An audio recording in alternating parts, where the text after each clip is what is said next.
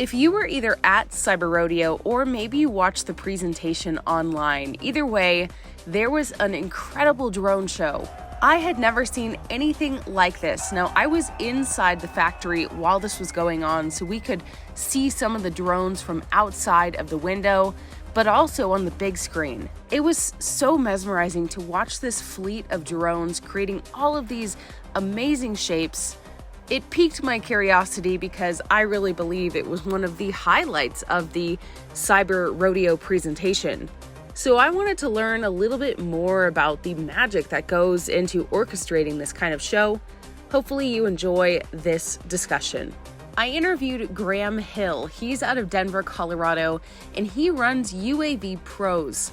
A UAV, if you're unfamiliar, is an unmanned aerial vehicle. That is the technical term for a drone. It started becoming popular. It was, anyone who kind of was in the game called it a UAV because they wanted to make a difference between something the military used versus kind of what we're using in our industry. But I think the term now is pretty much drone is what everyone knows. So Right. So first of all, were you in charge of the Cyber Rodeo drone show? No, not the Cyber Rodeo one, no. But you can speak to everything that goes on, because I witnessed this in person, and I think people, I'd never seen it before. It's incredible. Yeah, so I mean, some of our iconic shows we've done. We did something around Paris Hilton's wedding, which was a fun show in West Hollywood. We've done some private parties in Beverly Hills. We did a professional PGA golfer's birthday. That was actually one of our first shows. So we just had a wide variety of projects. And then more recently, we're working on a couple of, one of which I can't speak to, but we'll be in Miami for F1. We'll be in Vegas in about a week. I'll let everyone else kind of figure out what that's going to be about. But we've got a lot of big stuff coming up. Side note, I didn't know that Paris Hilton was married.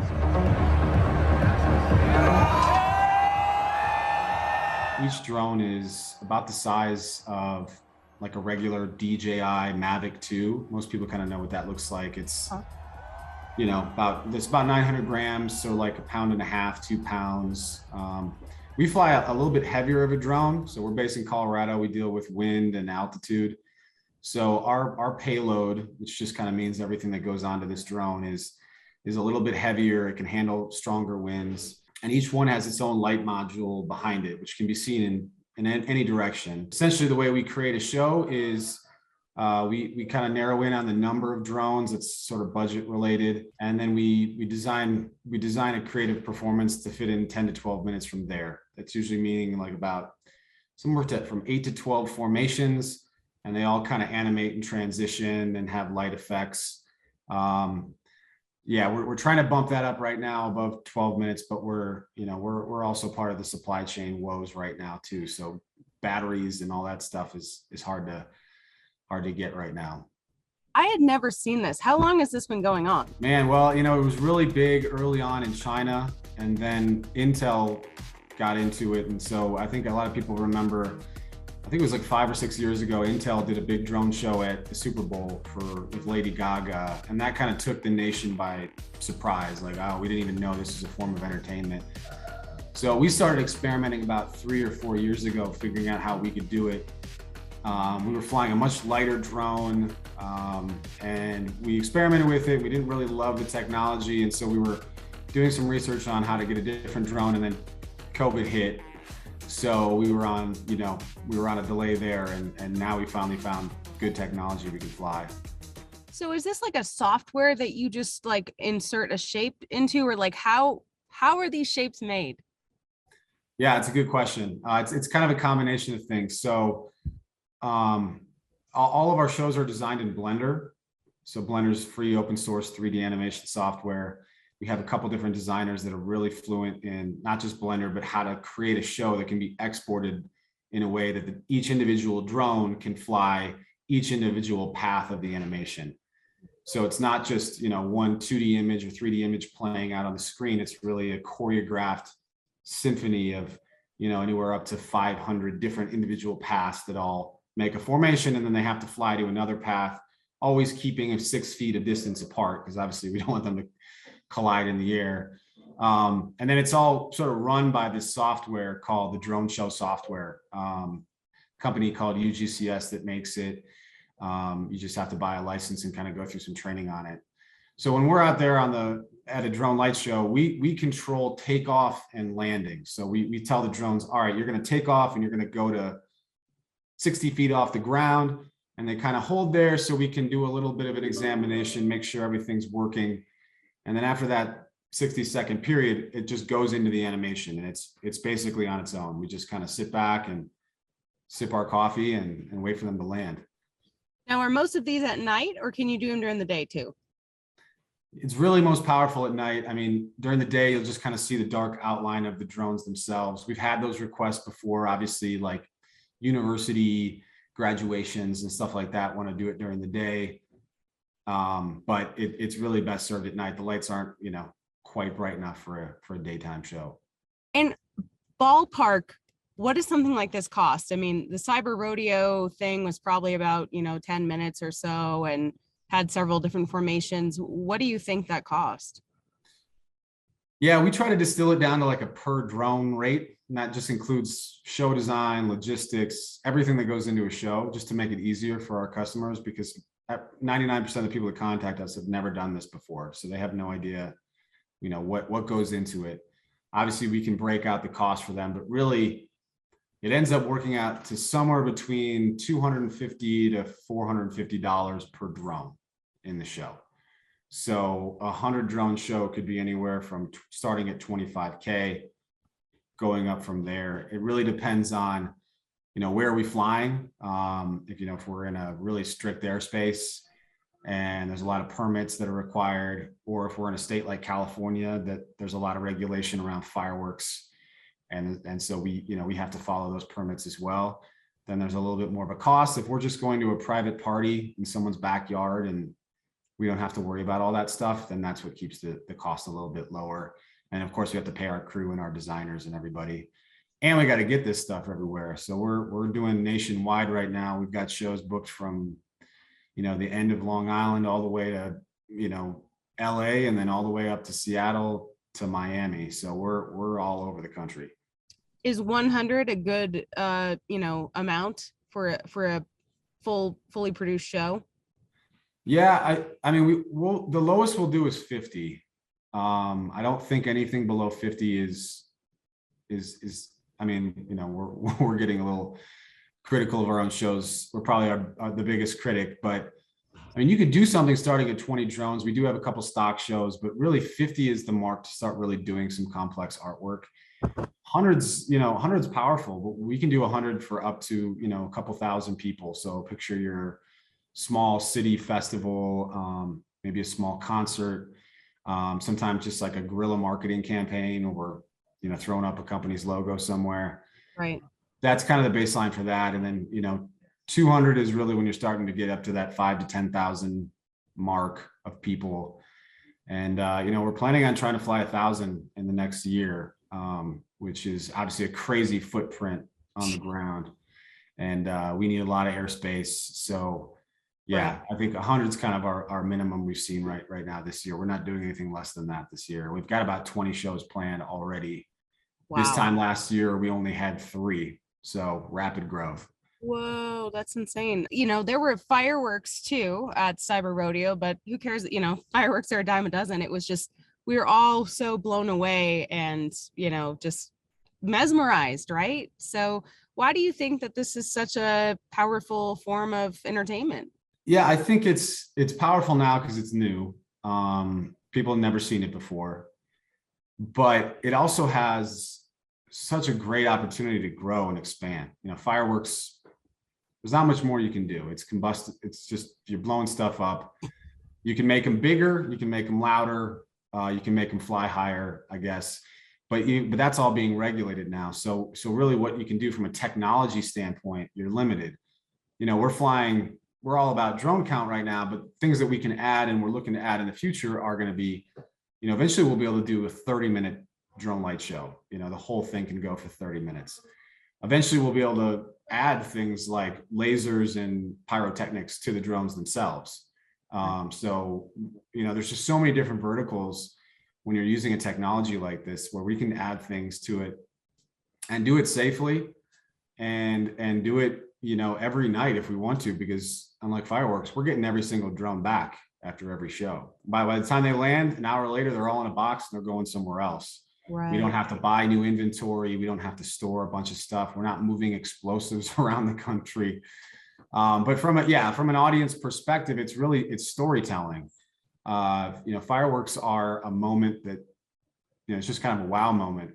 We do that, but we also blend some storytelling where we can have a narration match, you know, specifically with the show. So you have, you know, a constellation show up in the sky as the narration says the name of the constellation. So we notice the audience is much different at a drone light show than a fireworks show. Fireworks show, it's, you know, you don't know what the audience is doing because you can't hear them. And then there's just one big roar at the end and it's over. For us, there's moments where the crowd is just kind of like, you know, climaxing. And then there's periods of time where their jaw is just kind of on the ground because they're just like, what is going on? And then we can surprise people too, because we're quiet, you know, we can sneak the drones up there and the lights are kind of flickering and they're like, what is that? And then we can wow them with a formation. And so, yeah, there's a lot of different interaction that goes on with the drone show. You know, I was trying to find whoever was in charge of the Cyber Rodeo presentation. I still can't figure it out. Are there a lot of, do you have a lot of competition? You know, it's coming. I think we're fortunate with the moment that we got into this, coming out of COVID and then going into a supply chain. We got in at the exact right moment where we were able to build up our fleet of drones and be competitive on every big to small project that's out there. Whereas, you know, had you been a little early, you'd be kind of sitting on a huge investment. And if you'd been a little bit late, you'd be paying double for the drones that we have. You know, the price of our drones has doubled in the last year. But we were able to amass a large enough fleet now that we're using where, you know, we're still keeping our price really competitive. So I'd say there's less than about 7 or 8 companies in the United States that can perform a drone show. And then there's less than a handful that can do a large drone show. So, and we're collaborative. We like to work with companies that also know what they're doing. If it's a large drone show, we want to bring in whoever has the most experience to do it. You know, my role is I can pilot drone light shows, but I'm really more of the producer of drone light shows. So I interact with the client, manage the ground control station, manage the crew, and just kind of make sure the whole thing is working seamlessly. So I like to bring in a pilot that I can dedicate. And I know that everything that's going on over at our piloting station is taken care of. Bring someone in charge of ground control, bring someone in charge of the sound, so I can kind of roam around and make sure everything's working well. So that means we collaborate with another drone light show company all the time. Okay. And between the two of us, we make up almost 50% of the drone light shows, you know, in the United States. Yeah, I was having trouble finding, you know, much of anyone online who does it. I mean, you know, it's not easy to get into this. I think, like, if anyone's watching this and interested in, you know, how do I get into this? The biggest lessons we've learned are, you know, number one, you know, do your research on what the drone can do and what, you know, what the benefits are. It might be something related to your region. If you're in the Midwest versus a mountain state, or if you're coastal, that might influence what type of drone that you buy. So really think about, you know, where you're going to be performing, what your regional perspective is. And then, you know, also the legal stuff, you know, what you have to go through with the FAA is no joke. You know, you have to get a certain specialty waiver that allows you to fly multiple drones at once. You can't just buy these and then go out and perform or fly like you would if you were just flying an individual drone. And that process takes time. And then if you're going into places where we go, like Las Vegas and Los Angeles or Chicago or Miami, you're going to have to know, you know, locally, they're going to have their own set of criteria, permitting and all that. So, you know, you want to have people that have good attention to detail and know how to look at paperwork and get permitting approved. And, you know, insurance is a huge part of what we do too. So, you know, you got to have a pretty robust insurance policy. This is this is new. A lot of people, even the FAA, they're still learning how to properly regulate this. And so they're strict. And the last thing you want to do is enter the market and take a risk that you shouldn't have. And that affects everybody. So, you know, those are kind of like lessons that we've had to learn the hard way. And, you know, I think the future is bright though. I mean, there's a woeful lack of drone light show companies for the amount of drone light show requests that we get. Wow. So, you know, there's one video, another Tesla related thing of the Gigafactory opening in Berlin. And there's this drone that's kind of like flying around, you know, kind of dipping, and it looks crazy. Is that some sort of specialty of, you know, drone piloting that takes a lot of skill? Do you guys do that? Are you familiar with what I'm talking about? yeah, so that's referred to as like FPV piloting, where the pilot puts on FPV goggles. Yeah. And the drone can go, you know, over 100 miles an hour. And you're flying what's called manual mode, where so a normal drone, it's built so that, you know, there's fail safes as part of piloting. So if I was to just let go of the controller, the drone knows how to brake and stop and hold its position. So if I ever got disoriented, I can just, you know, let go of the controls, find my drone, you know, and figure out where I'm at. In manual mode, you're always moving. If you let go of the controls, wherever the controls are at, it's going to either keep throttling up, throttling down, turning right, turning left. So it's really kind of like a fighter pilot approach to flying. And we actually had recently we had a FPV pilot out in Ocean Reef in Florida to fly through one of our drone light shows. Oh my gosh. The footage is just incredible. The things that these pilots can do, they can target like a small little hole in our drone light show and pin it right through it. And they're much smaller. I mean, this drone's only, I think it's underneath what the FAA requires to be certain provisions, like you can't fly over people and you have to register it. It's below that weight. So there's a lot more you can do. No, I think it's fascinating. I'm so glad, you know, I was just kind of purely curious, but I know a lot of people at the rodeo really enjoyed it. And I think we're going to see a lot more of it, right? Absolutely. Yeah. Stay tuned. We're going to be out in full force this summer. We've got 8 shows planned around the 4th of July. We've got probably another half dozen before then. We're already booked out to New Year's. Right. So it's crazy. Well, and I'm sure it's more like environmentally friendly than some other sorts of demonstrations or attractions. Yeah. As an example, you know, like Lake Tahoe was exploring using drones as a drone light show as an alternative. One of the things we learned about their budget is they budget almost half of their budget towards just firework cleanup. So they light off a huge fireworks show, and then the next several days are spent sending divers into the lake to just pick up firework debris and then clean the beaches and stuff. So we don't have any of that, you know? And so if that's really where the money is being spent, why are we doing it? You know? And then also as we know, Lake Tahoe almost burned this year. A fire came down into the valley.